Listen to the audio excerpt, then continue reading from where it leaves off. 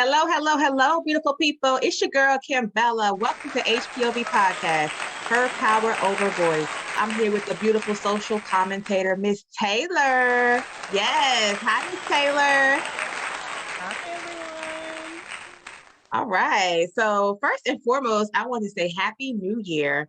This is our first podcast in 2022. So we are very excited. Welcome to episode 10. It is called We Made It. I want to thank everyone for listening, following us on at Her Power Over Voice. Please be sure to tune in to your favorite podcast platform. We are streaming on Apple Pod, Google iHeart, and Pandora. Also, don't miss our new updates and our powerful blog, merchandise, and much more at herpowerovervoice.com. Visit our website. It is booming with information, women empowerment articles, and recipes, and all kinds of good stuff for the beauty and cleansing for women. So let's get right into it. Today, we are getting into 2022 to discuss how 2021 made us feel, the highs and lows, the takeaways and lessons learned, and what we look forward to in 2022. We also have the bowl of truth topics that are going to be crazy fun to talk about. First, we're going to talk about the end of Insecure. Let's give it up for Issa Rae. And the Insecure, the ending of Insecure is so sad, but we enjoy the journey with her, and we are going to discuss that, break it down, and, get right into the culture for that. Miss Taylor, how are you doing today? I am doing really well. I'm excited about this episode, and I'm excited to get into this bowl of truth. So, before we get into the bowl of truth, I know because the bowl of truth is like the highlight of all shows. We get, real down and let our hair go. We have to start with how 2021 made us feel. What are some of the highlights? What are some of the things that happened in 2021? It could be something in the news, anything encouraging, or give me some of your highlights in 2021. Highlights, I would say first for like worldwide, people gaining access to the COVID vaccine. I'm glad that they were able to put something out to where people could feel safe to go out and travel again and get back to their regular lives. So that's definitely a highlight for 2021. 2021, I think, was a good year. Though I think there were like a lot of losses from beginning to end, which is unfortunate. But like you said, we have to count our blessings. And me personally, I think that 2021 was a good year. I think everyone, even those that had a great year, we also faced like some downs and some cons. But when it's all said and done, I think it was a really great year. I think it was a lot of blessings. Me personally, a lot more blessings to count than anything else. Absolutely. For me, 2021 it was a great year. Even though we had COVID and we're still going through it, the kids were able to go back to school. Mentally, that is very important for children right now, to be able to be around their peers and just have a sense of normalcy that they can continue in their education in person with their friends and their teachers. So that was a blessing. I'm not sure how long that's going to last with this new Omicron version, but hopefully they are, staying safe, and, just the schools and the education system taking the necessary protocols for the return back from vacation. I thought was amazing. For us, DCPS made sure that everybody had a negative test before they could return, teachers and students. So that was a major plus for DCPS. So give it up for our educators around here in the district. So that was something that my husband and I were very happy about, that they at least put that in place for the safety of our children. So that it has actually been a year since I started the podcast. Ms. Taylor, you were here the first episode. So kudos to us. It started with 1 follower. Now we're over 1,300. I think it's maybe 1,350 or something like that now. So, and these are really organic, true followers that tune in and actually is encouraging. And so I'm grateful that, we have built that platform and continuing to build a platform and what we actually stand for. So we started out with our first episode honoring VP Kamala Harris, and just continue that journey to uplift women. And I think that's amazing. All right. So let's move on. What lessons have you learned in 2021? You want to share some of your lessons? Yes. I think I learned a couple of lessons in 2021. I think my first one, a lot of people have had to learn in life and it's a pretty well-learned lesson worldwide, globally, that you can't take everyone with you. Ooh. Outgrow people, you outgrow things, you outgrow relationships, friendships. When you grow, you just outgrow. So yeah, that was one lesson, not being able to take everyone with you.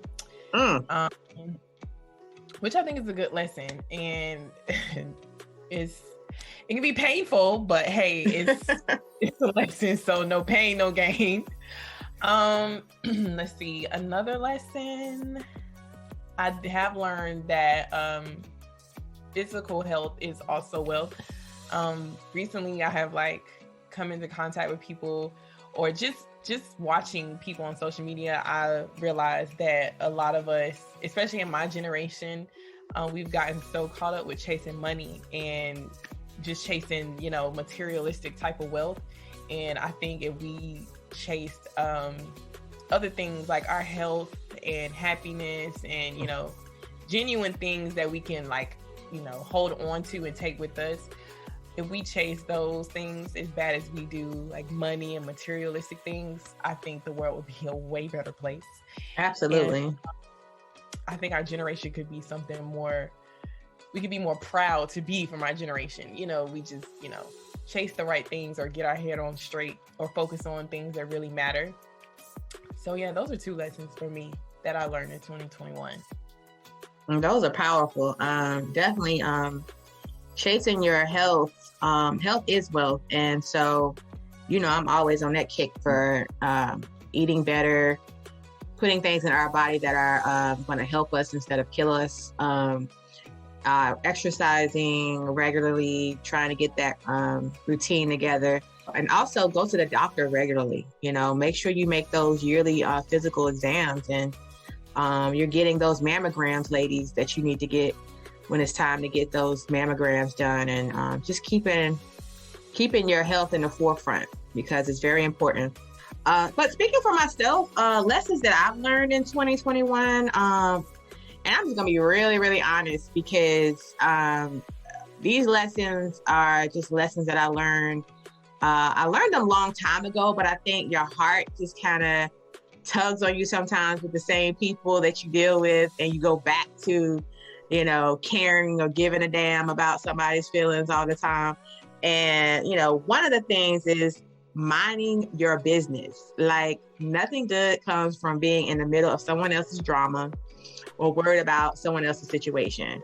It is so heartbreaking to see somebody going through something, and you can always be there to, listen or anything like that. But once it becomes toxic and they're dumping on you and you're feeling bad, it's like it's a toxic situation for you too. So I think just minding your business, having those boundaries in place with people so that their negativity doesn't rub off on you in a negative way. So that's one thing. So you can do that by minding your damn business. Keep it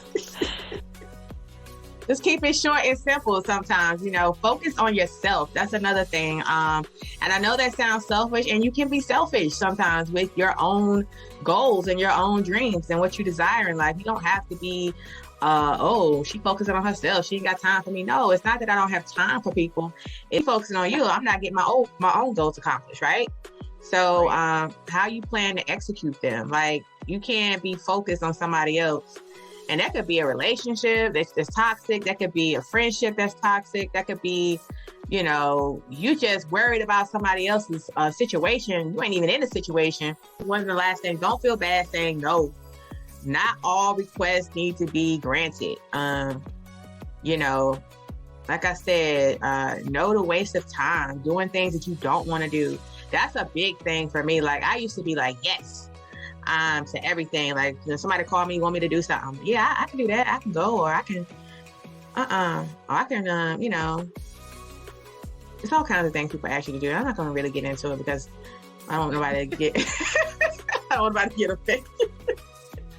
Or I think I'm calling somebody out because it's more than that person that's asking me, or more than that person that's asking me to do the same thing. So I don't want to say those things, but just don't feel bad, for saying no to some of the things. No to drama, no to toxic relationships, no to toxic friendships. Life is too short. Keep doing things that you want to do, because in the end, you got to do what you want to do. It's not like you're going to be miserable if you keep allowing yourself to, get wrapped up in somebody else's stuff.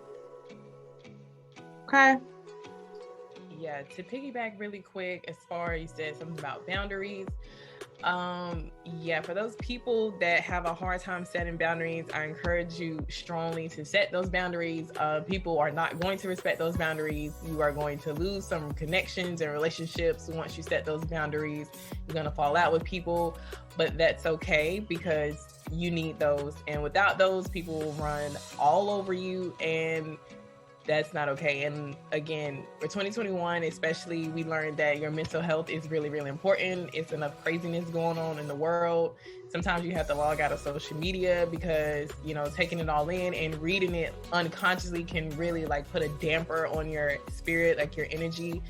And it's also good to set those boundaries to keep your energy and your spirit detoxed, because energy is definitely transferable. Mm-hmm. And you just listening to a conversation, or maybe even just reading something, a text message from someone, that energy is so easily transferred. It'll ruin your whole day if you let it. So your whole damn day, it'll be ruined. Don't send me nothing crazy on my text message. First of all, it's gonna be deleted. You coming with some drama, or you coming with some, crazy stuff.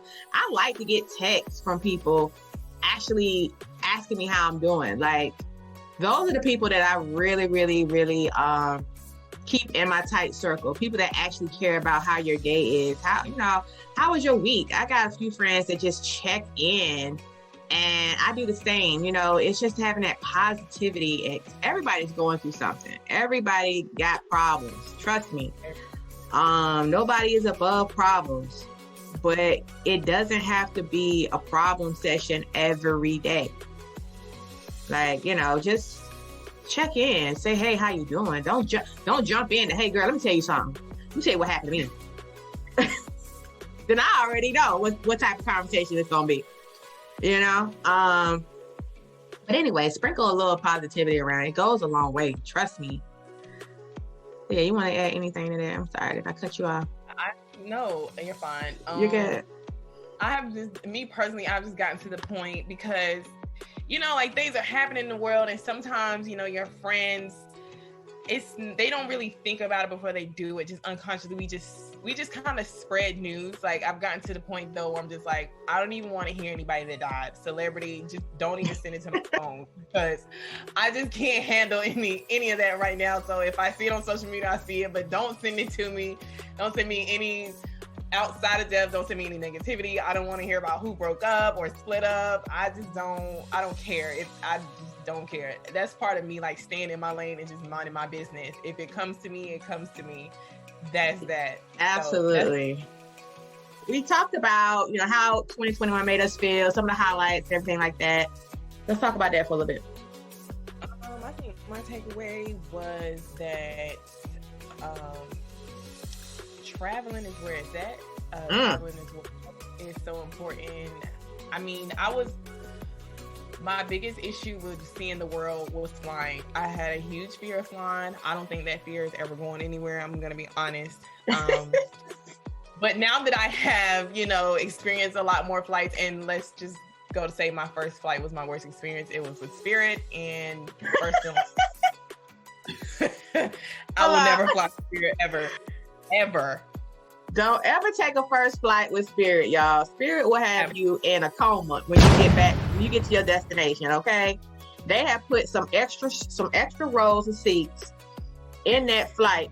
There's no way that they expect people to sit there with their knees jacked up to their chins for a 4.5 hour flight. And you get off that flight. Let me tell you, I had to go to the doctor one time and my back broke in because I was on a Spirit flight and I had to go get my back cracked. It was so uncomfortable on that flight.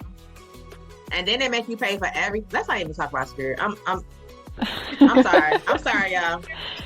They literally, like my first flight, I probably had a total of at least 3 mini strokes while in the air. I didn't know we were going to air. I just knew we were going to drop. I can't do it. And I will go as far as say Frontier too. I can't do Frontier again. Almost got left behind because they oversold their flights, which I didn't even know was a thing that they were allowed to do that. So Spirit and Frontier are definitely, they can kiss my tail because I'm not flying with them. Don't do it. Don't do it. No, traveling is really important. I am so proud of you. You got your traveling on this past year. And keep doing it. Okay, so those were your takeaways. That's wonderful. I had a couple takeaways. Is just to be intentional with your relationships and friendships. Though that was something that was a major takeaway for me. Just be intentional with your friendships and make sure that you check on those strong friends. I know a lot of people have a lot of strong friends they feel like they don't have to check on because they always the one giving you advice or always the one who, catches you when you fall, when you all lick it up and at the club. But I'm trying to be funny. But that's how it goes. You be like, I don't have to check on Taylor because, she got it, But no, check on your strong friends because you don't know. I mean, mentally, like you said, this year and last year with COVID, it's just been so difficult for people to get through. And so just check on people.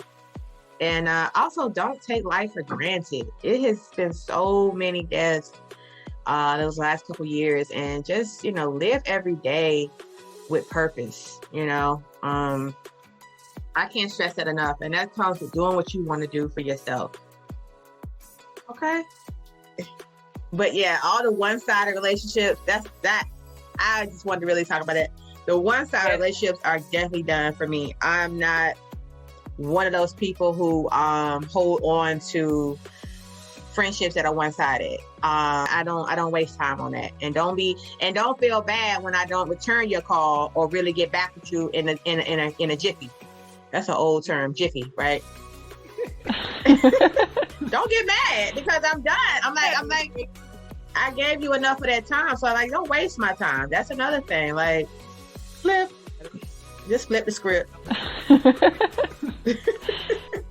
Okay, guys, hold on. We get ready to transition into our bowl of truth. All right. Let's get right into it, Miss Taylor, because we dying to get into this. I really am. So come on. Let's go. First up is the end of Insecure. First of all, let's give a hand for Issa Rae. Issa, she did this thing off her back. Like, this is really her baby. She gave us 6 seasons of phenomenal work, phenomenal culture, and I'm so grateful to Issa Rae for this. Thank you so much. So let's get right into it. How did it make you feel? The end of Insecure. Miss Taylor, how did it make you feel?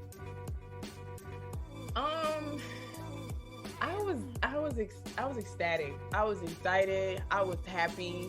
I got my happy ending. And one thing about me, if it comes to a movie or a TV show, I need my happy ending. I hate bad endings. I get attached to characters. I create these relationships at home with characters. So it made me feel really good. Like it just gave you hope.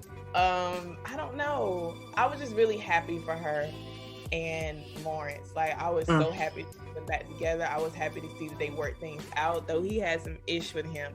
I was happy to see that, and I really wanted that for them both. So I was I don't know what. Okay. Yeah. All that good stuff. I was very happy too. I think I was more. I think the way she played out season 6 started from the beginning, how she met Molly in college, how they became friends to the end, and just kind of ended it where it started. Because I think it started out season 1 with him forgetting her birthday, Lawrence forgetting her birthday, and then at the end it was kind of like she came home and he had a cake, and it was like a whole full circle type thing. She had her ring on, she was getting married. And I think for me, I think it was good. I don't want to take nothing away from it because she covered mostly everything. Even that crazy guy that Molly used to mess around with, Dro, with the crazy head, the crazy wife situation. That was weird as hell to me. But anyway, she covered that. He was able to get in there. But I wanted to see a little more, and I don't know if it was because I don't know about you, but it takes so long for Issa to come back with a season. Like, and I just think maybe she was trying to wrap it up. Like, yeah, and it's like, you know, her segments or episodes are not even, they're like 25 minutes a piece. So it's like, you got a good show, you really want to see an hour. I want to see, you know, that Sex in the City, like that's an hour show. Like, I want to see that, them give our people that, you know. And I don't know what the deal was with HBO and the initial contract and all this other stuff that goes into that, but I would have liked to see, because it would have gave, you know, the show a little bit more, give her time. You know, the last episode I think was 40 minutes, so that was like the biggest, the longest show that she's done, the finale. But I wanted to see her and Lawrence like really go get married. I wanted to see her happy ending, you know. I don't know. I think Molly get married, that's great. You know, Molly. I was excited for Molly too, though. Like I wasn't expecting. That was probably the most least expecting thing of the end of that. I thought maybe Issa, like you said, they would have got married, but yeah, Molly getting married, I wasn't expecting that. But I was happy that she did. Like, she finally found her. I'm glad Molly got married. Even her mom's death, they kind of like brushed over that. It was so quick. Like, did she have, like, you know, that's something that our culture goes through. I've been through it, you know, so it would have been nice to see a little bit more of that process, losing a parent, the mentality of it, how you deal with it and cope with it, you know. That would have been nice. I mean, I think Issa ran out of time with, you know, some of the things, the stories. So I mean, just wishing, it was a great run. I said just wishing that we had more time with Insecure. I really would have loved to see a little bit more in depth in the situations that they were going through. Kelly, you know, actually having the baby, you know, just things like that you want to see play out. Right. And Lawrence, I know you're a huge fan of Lawrence J. Ellis. And I ain't trying to say Lawrence. Yeah, Lawrence him. He was in the game with Lauren London. So I've been a fan of J. Ellis for a minute now. So it's gonna always be Lawrence. Okay, it's gonna always be Lawrence for you, but Lawrence did some jacked up stuff. Like, I don't know.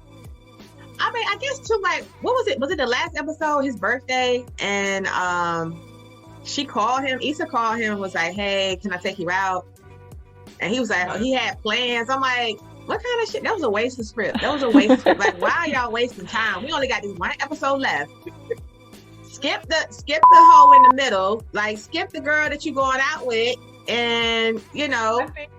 I think they were showing, like, they were both playing, they were going back and forth with each other like a seesaw effect. Like, I don't know, it was like 1 minute I'm trying to do this with you, but you seem like you got something else going on, then she tried to come back around, and it was just like games, which we all play at some point. Right. Like, they were just doing that, and he did piss me off when he did that, because I'm like, you know doggone well, you know, it's the call you've been waiting for. Like, why exactly. So why do that? But anyway, that was a waste of script. She could have saved about 5 minutes. Put that at the end when they get married. It was another thing that it was like a waste of time. I'm like, why are we going through this? But I don't know. I mean, I like Nathan. Nathan was a good, I guess, backup plan, I guess. I like the way they touched on mental health, especially when African-American men in the Black culture, you know, you do have mental health and people don't, you know, they brush it under the rug. And I like that they were able to touch on that. And so I mean, like I said, the show was a gem, and it's definitely going to be forever in the books of one of my favorites that I wish would come back. But I don't know, Issa got a whole lot going on.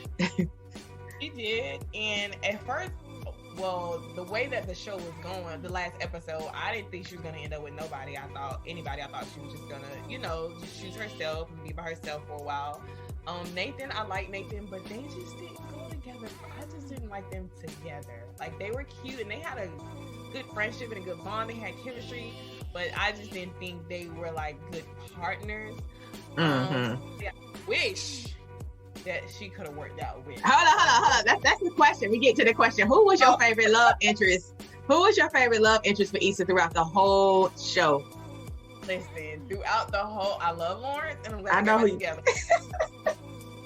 But that Elon Noel, Daniel, it was his name in the show. Oh my God. I wish they could have worked out. He was a thing. Like, he was for me. He was a thing. I love him. Hold on, you said he was for you? Yeah, he was for me. If he was for you, then how he gonna be for Issa? Like, what? For me and my dream in my head. But he was for Issa in the show. But that man is a god. Like, he is fun. I have never in my life. Listen, I can't take anything away from Morris Chestnut, but after him, Daniel, he was a god. He is a chocolate god. He was fine. He was masculine. He was it. I don't know what was it. I think he was an itch she wanted to scratch. And I think once she scratched it, it was the chemistry though. Like, the thing is, okay, sexually they were compatible. You know, she wanted him, like you said, but I think you gotta have more substance, I guess, or more chemistry together to keep it going. Because I think she lived with him for a little bit, and you know, it never got back to the romantic stage that she wanted it, you know, or he wanted it to be, you know. So, and I don't know what it was. I think she was just infatuated with him, to be honest with you, in the beginning. Like, the first time they hooked up, it was something she was wanting to do. After that, she was regretting it. She was trying to hide it from Lawrence, and ultimately that was their demise, their relationship. So, as you know, as in a date, when you're dating and you're young, you go through that. You go through those phases, you know. You go through those itching and scratching phases, you know. I itch to scratch myself, so it's right. And you know, those, you never take those home, and you never really anything to happen with that. So, you know, it is what it is. But, and it's crazy because literally, just like Issa, I've had a chocolate god, just an itch that needed to be scratched. So that's why I like you. You keep it real. Right. And we did that, and it was like, you know, nothing romantic can ever happen there, which is fine. Like, it's life, it happens. So it's like, you know, yeah, she been there. She got that. That was good for her. So let's discuss the friendship with her and Molly. Can you relate to some of the things that they had? They had a lot of ups and downs in their relationship. And, you know, they had some on times, they had some off times. What's one thing you can relate to in that relationship? I think the episodes, the season before this last one, they were kind of falling out behind their relationships with their boyfriends or their dating life. They were kind of, at some point they were falling out behind what was going on in their personal life as far as their own relationships. And I think I can relate to, I've had a friendship where everything we fell out about has mostly been about our own individual love lives, and that really sucks, and it's really unfortunate. And I think with Molly and Issa, at some point, I think they both understood they both had to take accountability, and I feel like that was one of the reasons why their friendship eventually worked out and they came to common ground, because they realized that they both contributed to where their friendship had ended up at. And I think that's important in friendships for people to be able to hold themselves accountable versus just holding one another accountable or trying to point fingers. So I think that's the most, in that area, that's the most relatable I've been as far as with Molly and Issa. Yeah, I think so too. I think, especially with females, you got to be able to see the other side. Females can be so catty. And a lot of female relationships fall out because of that cattiness. You think she this, or she think, or, it's just that tug of war all the time. And I think Molly and Issa really had a friendship that went through all the highs and lows that you could go through with a friend, and they were able to overcome that. So I was happy to see that that fizzle out, because for a while there, I was like, oh, they may not get back to how they used to be, but I think they went through something. The girl from school robbed them or something. They got robbed together, and it was like, this bitch just robbed us. Like, what we like, it was kind of like a wake up moment. Yeah, they needed that, like, damn, we just got robbed together. Like, can you believe this? But yeah, they just worked on it. I think it was a great depiction of Black women, period. Like, I feel like just working on something and making sure that, each person is heard. It's a great opportunity to keep the friendship going, keep the love going. So I was happy to see that. And they ride or die, It was a ride or die friendship. So I love seeing that when women unite like that. What's one thing that you cannot forgive from a female friend?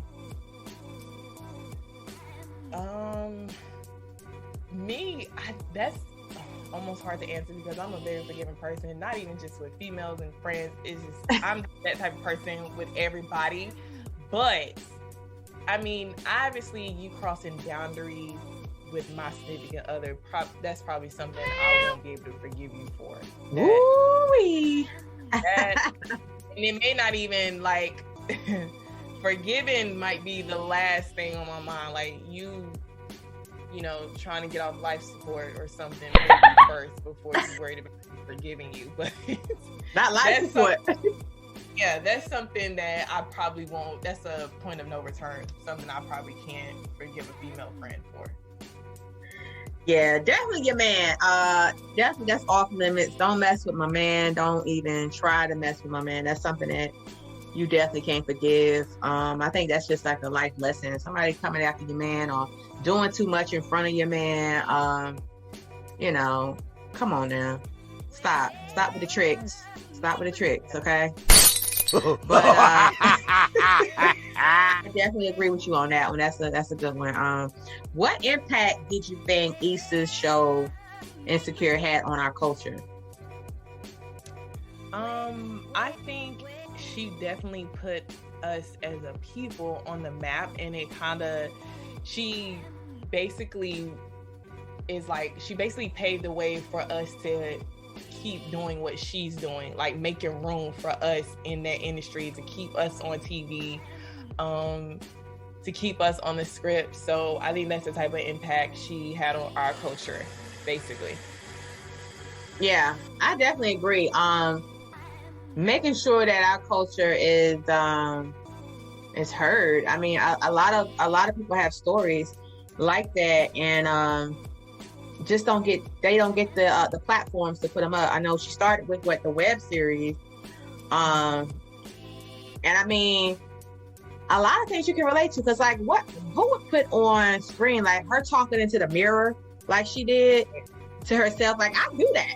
I've been doing that since I was a kid. Like, sometimes you talk to yourself, or you speak positivity in something you're getting ready to do, or you might even act out how you about to come at somebody, and those things that she did, it's like, oh, it's awkward, but those are things that we do. Somebody would think you crazy for talking to yourself in the mirror, but that is something that you do. Sometimes you got to talk yourself into to talk yourself down from having to do something crazy. So you be in the mirror sometimes. I be in the mirror. I don't know about you. You be in the mirror sometimes? Sometimes I be in the mirror and I gotta calm myself down, or like you said, when you're trying to act how you would be in a situation, or what would you say to this person, or you use yourself, you use your mirror as that, like to mirror yourself. Sometimes you have to, like, it's right. like, yeah. I'd be like, no, you didn't. One part of the last episode I just have to talk about is Issa and Molly. When Issa went to go help Molly out the dress, they had an emotional moment. I can't lie, I got emotional on that part. Like, it was so, because of what they had been through, and they finally like put it all to rest. It was just really, really sweet. Like you said before, like, you like to see women, you know, that sisterhood. I think that's really important. Like, sometimes women don't like, we put our relationships with our significant others sometimes before our friendships. Sometimes you have to, you know, you have to do what you have to do. You have to choose your battles. But I think women sometimes forget that even when those men are long gone, or they come and they go, it's like, me and you are what we have. Like, the sisterhood that we have is, you know, in game. I think sisterhood, friendship that's really, really important. And that scene of them crying and Molly, you know, thanking Issa, thank you for being here with me through all of this. I just thought that was really sweet. And so I had a moment on that episode, that last episode. I just thought that was really sweet. It was really heartfelt. Yeah, and I think, that was definitely a real moment. I think them being vulnerable, a lot of women needing to be vulnerable with each other. I think a lot of times when you're going through something, you try to be strong and not really show your real feelings, because you're not sure if the person you're being open to is going to be receiving you in a genuine way, right? So a lot of times you got friends, you're like, I don't know if this person is really going to see me vulnerable like this and broken and not use it against me later. Like, you know how you don't really want to share your most intimate moments with people because you don't know how genuine they are with you. So I like to see that between Issa and Molly, that they were able to express themselves like sisters. I mean, that's how you should be, right? You shouldn't have to worry about, is this person going to go back and talk about me when I hang up the phone? After I tell her my feelings about what happened to me, or something very, very traumatizing that happened to me, am I going to get talked about the next day? So those, that was a great relationship. I actually got choked up too. You know, I'm not going to lie. I get choked up. I cry a lot, y'all. I cry a lot when I watch stuff. It's just so crazy. Like, I hate even watching, like, okay, This Is Us. If I got any This Is Us fans out there, I know you probably don't watch this stuff, but that is a binge watch of a lifetime. Like, every situation in life that you go through is in that series, and they get ready to air their last season. So just get ready. I gotta get the tissues and the boxes ready, because I know that I'm going to be on edge, and it's just one of those things, you cry. So yeah, the culture, Issa Rae, Insecure. I can't wait to see what she has next. Even the characters that she put, she gave them a platform. Even though some of them were already in some things, this actually pushed their career further. It pushed their range further. So I'm excited to see. And the docuseries, did you see the docuseries at the end? I don't know if you got a chance to watch it. Oh my God, that's really where I cried the most, because every time they rap somebody's last line, they would like say, you know, rap on Molly. They would call, you know, her real name. What's her name? Oh my God, what's her real name? Yvonne. I think her name is Yvonne. But when they would rap on somebody, they would let them give their speech. And it was just like so tearful and heartfelt. Like, even when Issa rapped her last thing, they gave her like the floor to say what she wanted to say. And it was amazing. Like, that show was amazing. So like I said, it's one for the books, one for the culture. Give it up for Issa Rae, y'all. All right. Let's go back. Let's go forward. We want to definitely recognize two legends that passed away.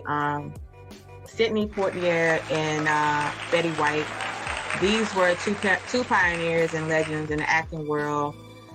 And they just passed in the last few weeks. Miss Betty White,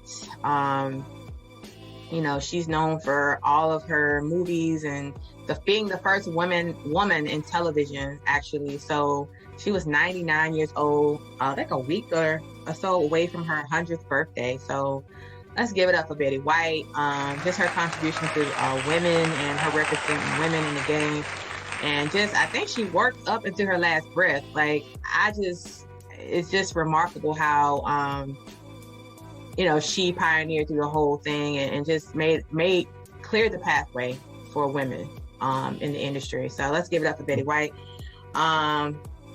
King Sidney just passed away. First Black Academy Award winner. He paved the way for Denzel Washington. He paved the way for so many people, so many actors in the game, African American people who strive to get those awards and those accolades that we were not able to get before he knocked down that door. So let's just give it up for Sidney Poitier and just everything that he represents. And he was 94 years old. So let's talk about representation and why it matters. Betty White, represented the women, and Sidney represented for the African culture. Like, why is it so important for those type of representations for those categories? With Betty, fighting for those equal rights in the industry for women, I just feel like her representing for women, Sidney, of course, just being that icon. He's just so iconic from back when he first got his start, not being able to speak well, and he was passed over for roles and told to go do the dishes, like you're not good enough, to him actually winning an Oscar, the first Black person to win an Oscar. So it's like, you need those representations, just like you need Obama's. You need those people in place so that your children can feel like it is possible, to get to reach those heights in life. So just, paying respects to those two in this episode. I just applaud both. So let's give it up for Mr. Sidney Poitier and Miss Betty White. All right, guys. So we are at the end of episode 10. This has been a very long episode. We will probably break it up because, we had so many good laughs, such a good time. And I enjoyed Miss Taylor. Her social commentary is off the chain. I appreciate you. And so any final thoughts on 2021 and what we look forward to in 2022? What are your final thoughts? My final thoughts for 2021 is so long, gonna be the dirt sheet. It was fun while it lasted, but you gotta go. 2022, I'm just looking forward to like growing in myself and just becoming a better me, becoming a better woman, being a better mother. I'm just looking forward to growth in every area. That's what I'm most excited about in 2022. And not just for me, but I'm excited for everyone else's growth that is connected to me, because I just believe that when you grow, everyone else connected to you have to grow. And when they grow, you have to grow. So just growth is what I'm looking forward to in this year. Amen. Yes, I enjoyed that. Yeah. Being able to grow with people and everybody that's connected to you should grow if you're growing. So yes. So my final thoughts for 2022, I'm about the same. I'm looking forward to getting out of this pandemic at some point, y'all. I'm just like, it's them different variants coming. I'm just like, Lord. So just getting back, I'm looking forward to getting back to some normalcy and looking forward to my kids continuing to grow and learn. And also, like you said, being a better person, working on relationships, but starting with yourself. Start with myself, just, working on me and being a better version of myself. So yeah. So let's wrap it up, y'all. It's time to go. You ain't got to go. You got to go home, but you got to get out of here, right? All right, so I'm going to end with thank you so much for joining us in this episode 10. Always stay true, be you, and spread love. We out. It's your girl, Kim Bella. And Miss Taylor. All right. Peace.